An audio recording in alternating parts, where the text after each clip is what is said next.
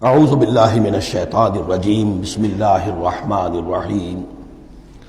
اب اس کے بعد تیسرا حصہ وہاں تھا ولید بن مغیرہ سے متعلق، اور یہاں تیسرا حصہ جو ہے وہ متعلق ہے ابو جہل کے۔ ارایت الذی ینہا، کیا تم نے دیکھا اس شخص کو کہ جو روکتا ہے، عبدا اذا صلی، ہمارے ایک بندے کو جبکہ وہ نماز پڑھتا ہے۔ یہ کچھ ظلم اور زیادتی ہوئی ہے دو مختلف مراحل پر۔ دو واقعات تو ہمیں ایسے ملتے ہیں کہ حضور کو نماز سے روکا گیا اور آپ کو ایذا پہنچائی گئی اور کوئی غیر معمولی واقعہ نہیں ہوا۔ ایک مرتبہ حضور صلی اللہ علیہ وسلم سجدے میں تھے تو بیٹھے ہوئے تھے دور پہ کچھ وہ ابو جہل اور اس کے ساتھی، انہوں نے کہا کہ کوئی ہے ذرا جو فلاں جگہ پر اونٹ ذبح ہوا، اس کی اوجڑی پڑی ہوئی ہے، وہ اوجڑی لا کے محمد کی گردن پہ رکھ دو جب یہ سجدے میں جائے۔ تو حضور سجدے میں گئے تو وہ اوجڑی لا کے، اونٹ کی اوجڑی بری ہوئی وہ لا کے رکھ دی، تو آپ سر نہیں اٹھا پا رہے تھے۔ پھر حضرت فاطمہ کو معلوم ہوا، وہ آئی ہیں دوڑتی ہوئی، پھر انہوں نے وہاں سے اس کو ہٹایا ہے، اور تو اس وقت ایک زیادتی یہ کی گئی، اس وقت کوئی غیر معمولی واقعہ نہیں ہوا، یعنی کہیں اللہ تعالیٰ نے پکڑا نہیں اسے۔ ایک موقع پر یہ ہے کہ حضور نماز پڑھ رہے تھے تو وہ آیا، اس نے آپ کی گردن کے اندر چادر ڈال کر اس کا ایک پھندا سا بنا کے کھینچا کہ آپ کی آنکھیں ابل پڑی۔ لیکن تیسرا واقعہ آتا ہے کہ ایک موقع پر حضور صلی اللہ علیہ وسلم نماز پڑھ رہے تھے تو اس نے ڈانٹا اور کہا کہ محمد میں نے تمہیں منع کیا مت نماز یہاں پڑھا کیا کرو، اور وہ پھر آگے بڑھا کوئی اقدام کرنے کے لیے پھر پیچھے ہٹ گیا۔ لوگوں نے کہا کیا ہوا؟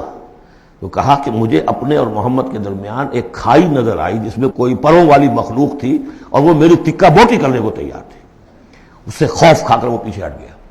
تو مجھے جہاں تک محسوس ہوتا ہے وہ یہ ہے کہ جب تک تو حضور کو ابو طالب کی پروٹیکشن حاصل تھی، اس وقت تک کا معاملہ تو پہلے دو واقعات ہیں، لیکن پھر جب آپ آئے ہیں اور طائف سے واپس آئے ہیں اور اللہ تعالیٰ کی طرف سے خصوصی پروٹیکشن آپ کو ملی ہے، اس کے بعد کا واقعہ وہ ہے کہ جس کا کہ یہاں تذکرہ ہو رہا ہے۔ ارایت الذی ینہا، کیا تم نے دیکھا اس شخص کو جو روکتا ہے، عبدن ہمارے ایک بندے کو، اذا صلی جبکہ وہ نماز پڑھتا ہے۔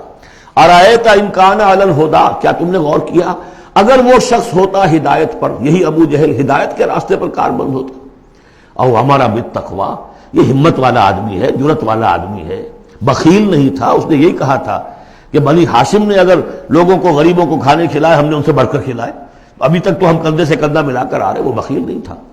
پھر جری تھا، بہادر تھا، میدان جنگ میں گیا ہے، لیڈ کیا ہے لشکر کو اپنے، اور جب گردن کاٹنے لگے تھے تو کہا تھا ذرا نیچے سے کاٹنا تاکہ نیزے کے اوپر چڑھاؤ گے تو معلوم ہو کہ اونچی گردن ہے، کسی سردار کی گردن ہے۔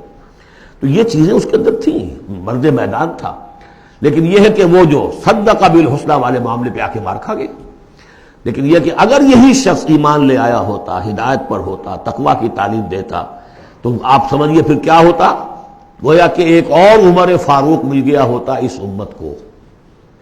بالکل ان کی شخصیتوں کے اندر بڑا پیرلل انداز ہے۔ حضرت عمر بھی لڑنے بھڑنے والے آدمی، کشتیاں کرنے والے آدمی، ادھر سے جا رہے ہیں اس کو دھکا دے رہے ہیں، اس مزاج کے آدمی تھے۔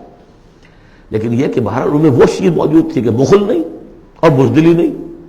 ان دو چیزوں کے بعد جو ہے پھر یہ کہ تصدیق بالحسنی کے لیے اللہ تعالیٰ نے ایک راستہ کھول دیا ان کے لیے، تو ان کے وہ عمر فاروق بن گئے، اس لیے کہ دعا کی تھی محمد رسول اللہ نے۔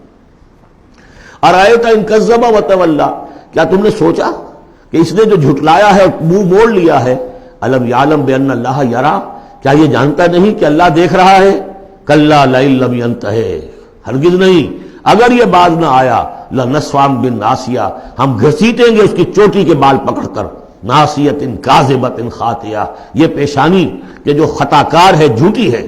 فلیدعو نادیہ، تو بلا لے وہ اپنی پارٹی کے لوگوں کو، بلا لے اپنی مجلس کے لوگوں کو، ہم نشینوں کو، سندعو الزبانیہ، ہم بلا لیں گے جہنم کے فرشتوں کو۔ کلا لا تطعہ واسجد واقترب، اے نبی آپ اس کی بات نہ مانیے، آپ سجدہ کیجئے اور اللہ سے قریب ہو جائیے۔ صدق اللہ العظیم۔